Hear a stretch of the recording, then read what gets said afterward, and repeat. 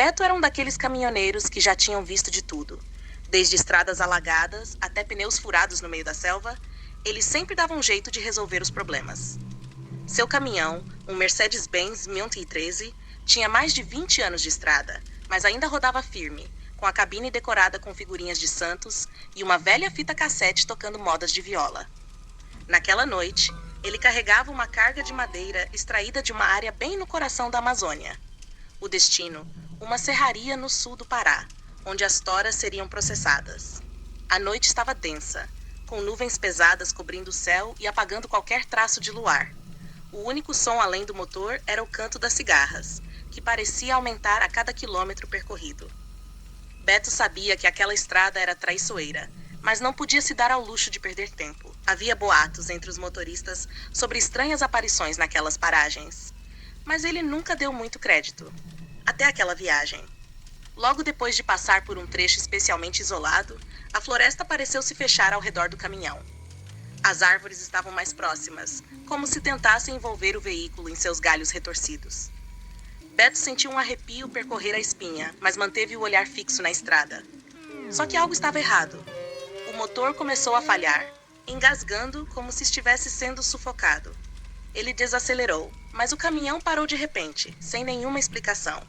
Beto respirou fundo, amaldiçoando a sorte. Desceu da cabine, a lanterna na mão, e foi verificar o motor. Quando abriu o capô, o cheiro de óleo queimado misturado com a umidade da floresta o atingiu em cheio. Mas o que realmente chamou sua atenção foi o silêncio. As cigarras tinham parado de cantar e a floresta estava completamente muda. Ele olhou ao redor, a escuridão parecia mais densa, quase palpável. E então ele ouviu. Um som baixo, quase imperceptível no início, mas que foi crescendo rapidamente. Era um uivo, profundo e gutural, ecoando pela floresta como se saísse de todas as direções ao mesmo tempo. Beto congelou no lugar, o coração martelando no peito. Tentou se convencer de que era apenas um animal, mas logo percebeu que estava errado. O som estava se aproximando. Com as mãos tremendo, ele fechou o capô e correu de volta para a cabine. Ligou o caminhão, mas o motor não pegava. Beto tentou de novo, até que finalmente o veículo roncou de volta à vida. Ele pisou no acelerador, o caminhão rugiu e começou a se mover, mas o uivo continuava. E agora, junto com ele, Beto ouviu algo mais, o som de passos pesados quebrando galhos e folhas no subbosque. Pelo retrovisor, ele viu algo que o fez questionar sua própria sanidade. Uma figura se movia entre as árvores, grande e ágil, como um predador seguindo sua presa. Era alta, mais alta que qualquer homem, coberta de pelos grossos e escuros. Mas o que mais aterrorizou Beto foram os olhos, 2 pontos vermelhos brilhando na escuridão, fixos nele. Ele acelerou ainda mais, mas o caminhão, sobrecarregado com a madeira, não conseguia passar de uma certa velocidade. A criatura se aproximava, cada vez mais perto, até que Beto podia ver claramente a silhueta monstruosa nas sombras. As garras reluziam à luz dos faróis, e a boca, cheia de dentes afiados, estava aberta num rosnado silencioso. A estrada começou a descer uma ladeira íngreme, e Beto aproveitou a inclinação para ganhar velocidade. O caminhão trepidava perigosamente, mas ele não se importava. Só queria escapar. A criatura parecia hesitar por um momento, e foi nesse instante que Beto viu uma oportunidade. Com um movimento rápido, ele jogou o volante para a direita, fazendo o caminhão balançar e as toras de madeira se deslocarem com força. A carga soltou um estrondo ensurdecedor e algumas toras caíram para fora da carroceria, rolando estrada abaixo. Ele não sabia se a criatura havia sido atingida, mas o uivo cessou abruptamente. Quando Beto olhou pelo retrovisor de novo, não viu nada além de escuridão e poeira. Ele não parou até alcançar o posto de controle da madeireira, onde finalmente se permitiu respirar aliviado. Quando os trabalhadores começaram a descarregar a carga, Beto desceu do caminhão, ainda tremendo. Ao verificar as toras que haviam sobrado, ele percebeu que algumas estavam profundamente marcadas, com arranhões profundos, como se algo tivesse cravado as garras nelas com força descomunal. A partir daquele dia, Beto passou a evitar aquele trecho da floresta, mesmo que isso significasse um desvio de várias horas.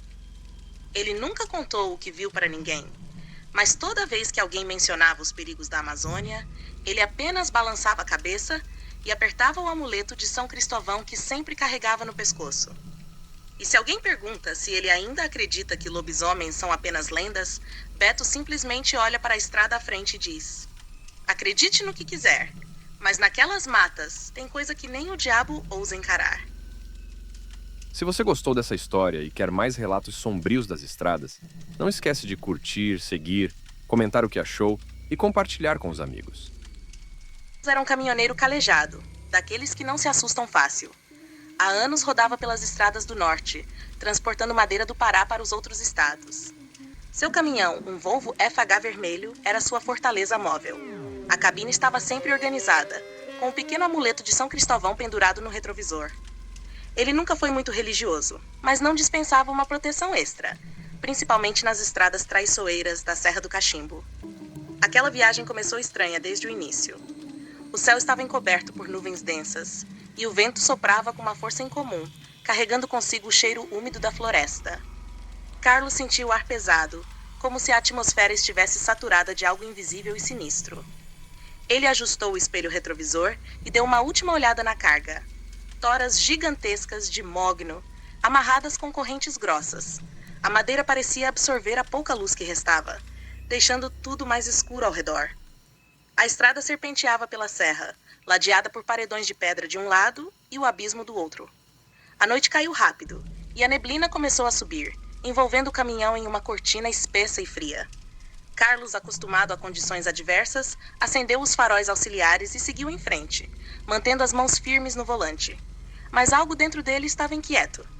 De repente, ele começou a notar uma mudança nos sons ao redor. O ruído familiar do motor e das rodas no asfalto irregular foi sendo abafado por outro som, mais profundo, vindo das profundezas da serra. Era um som que parecia vir de todos os lados, um rugido baixo e contínuo que ele não conseguia identificar. Ele desligou o rádio, tentando captar melhor aquele som, mas antes que pudesse processar o que estava ouvindo, um uivo agudo rasgou o silêncio. Carlos sentiu um arrepio percorrer sua espinha. Aquele uivo não era de nenhum animal que ele conhecesse. Era longo, quase sobrenatural, como se a própria serra estivesse gemendo de dor. Ele acelerou, tentando ignorar, mas o som parecia segui-lo, ecoando pelas encostas e se misturando à neblina que agora envolvia tudo ao redor. A visibilidade estava cada vez pior, e ele mal conseguia enxergar a estrada à frente. Foi então que, em meio à neblina, ele viu uma silhueta. No início, parecia uma rocha ou uma árvore torta, mas à medida que o caminhão se aproximava, a forma ganhou contornos assustadores. Era uma criatura alta e magra, com membros longos e desproporcionais. A pele parecia pálida e esticada, quase translúcida à luz dos faróis. Carlos freou instintivamente, os pneus guinchando contra o asfalto molhado. A criatura estava parada no meio da estrada, encarando o caminhão com olhos negros e vazios. Ela não se moveu, mesmo quando o caminhão parou a poucos metros de distância. Carlos sentiu o coração disparar, uma sensação de pânico que ele nunca tinha experimentado antes. Ele pensou em dar ré, mas algo dentro dele sabia que não adiantaria. A criatura deu um passo à frente, e Carlos pôde ver suas garras longas e afiadas, quase como lâminas. O uivo ecoou de novo, mas dessa vez parecia sair da própria boca da criatura. Desesperado, Carlos fez a única coisa que podia. Pisou no acelerador com toda a força. O caminhão avançou com um rugido, e ele fechou os olhos por um segundo, esperando o impacto. Mas, para seu espanto, a criatura desapareceu no momento em que o caminhão atingiu. Como um fantasma dissipado pela luz dos faróis, ela sumiu na neblina, deixando Carlos sozinho na estrada, ofegante e com as mãos tremendo no volante. Ele continuou dirigindo, a mente atordoada pelo que acabara de acontecer. Quando finalmente chegou ao destino, não contou a ninguém sobre o ocorrido. Mas ao inspecionar a carga antes de descarregar, notou algo que gelou seu sangue. Uma das correntes que prendia as toras estava rompida, e na madeira, profundas marcas de garras, como se algo tivesse tentado arrancar uma das toras durante a viagem.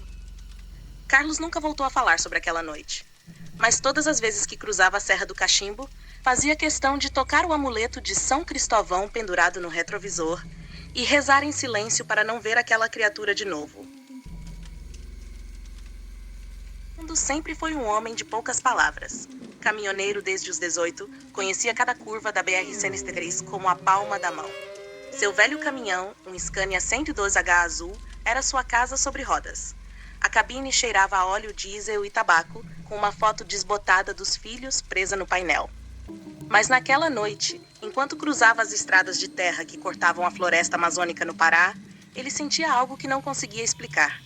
Aquela sensação incômoda de que algo estava fora do lugar. A viagem tinha começado como qualquer outra. A carga, troncos maciços de madeira cortados ilegalmente de uma área remota da floresta, pesava tanto que o motor rugia a cada subida. O silêncio dentro da cabine era quebrado apenas pelo ranger constante da suspensão e o som abafado de uma rádio que pegava mal. As árvores ao redor eram altas, bloqueando qualquer vestígio de luz que não fosse dos faróis amarelos e cansados do caminhão. A noite estava quente e úmida, o ar pesado de umidade e cheirando a terra molhada. Raimundo acendeu mais um cigarro, tentando afastar o cansaço que pesava sobre os olhos. Foi então que ele sentiu o primeiro sinal de que algo estava errado.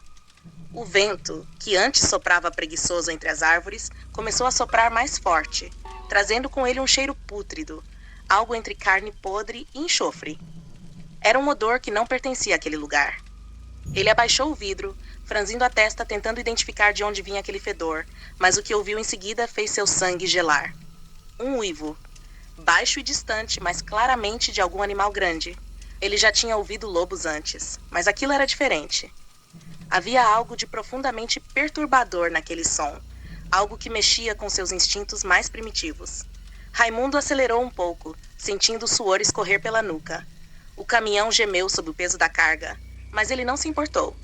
Só queria sair dali. Foi então que, pelo canto do olho, ele viu algo se mexendo entre as árvores. Um par de olhos amarelos brilhando na escuridão, o observando de perto, como se esperasse o momento certo para atacar.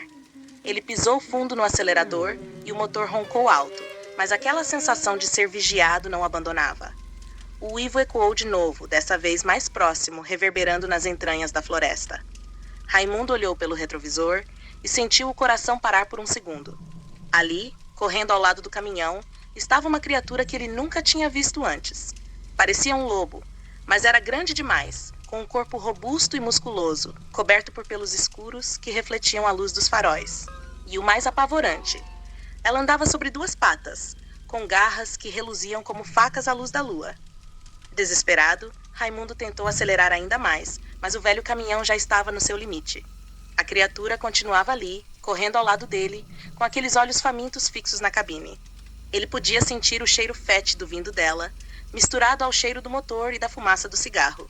Era como se o tempo tivesse parado, cada segundo estendido em uma eternidade de terror.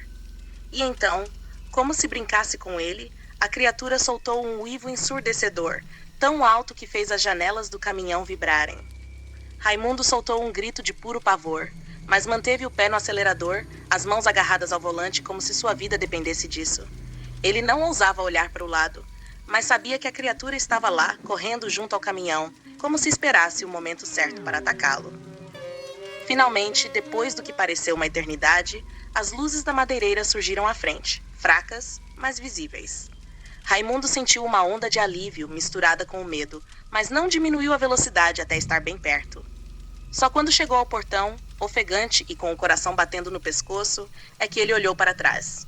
A criatura havia desaparecido, engolida pela escuridão da floresta, mas o que ele viu ao descer do caminhão fez seu estômago revirar.